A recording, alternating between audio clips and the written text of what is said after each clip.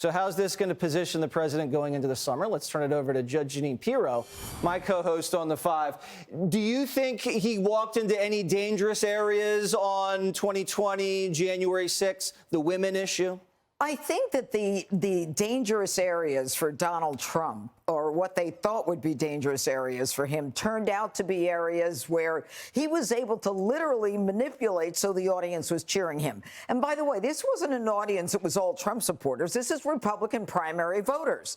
But I think that what Donald Trump did last night was what he did to 17 others on a presidential Republican primary in 2016. He literally leveled everyone out. And I think Trump established himself as a Republican presidential candidate for 2024. The questions on Ukraine, Russia were very smart in the primary, could be very, very beneficial to him in a general.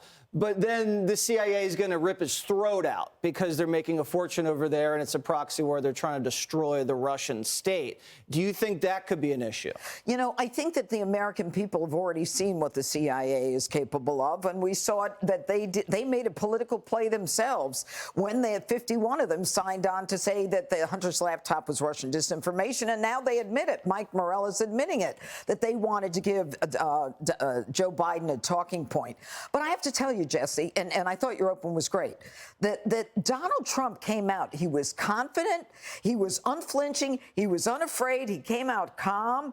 He was in control of that room. He literally steamrolled Kaitlan Collins. And then when you allow him to stand up in that town hall format, that really shows the energy that he has, especially when you contrast that with Joe Biden. Right. The interrupting, the constant need to do the fact checking.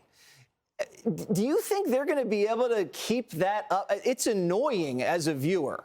Yeah, it's very annoying. Because they don't do it with Democrats. They don't do it with Democrats, but you see, that's what the liberals do, and that's the reaction afterwards. It's like, why did they turn it off? Why did they do it in the first place? So the left is furious, and, you know, some people on the right who moved on are furious. But here is a president who's been through so much since he left office. I mean, think about all the things that's happened to him. He comes out with more verve, more energy than the president of the United States. He wants to talk about issues like the economy, inflation, energy independence, the border, and they want to talk about, just as you said in your open, all the old issues. Yeah. So, I mean, you know, this was a win for Donald Trump last night. I think it's going to give him a little momentum going into the summer, Judge. Yeah, without a doubt. Much. Hey, Sean Hannity here. Hey, click here to subscribe to Fox News YouTube page and catch our hottest interviews and most compelling analysis. You will not get it anywhere else.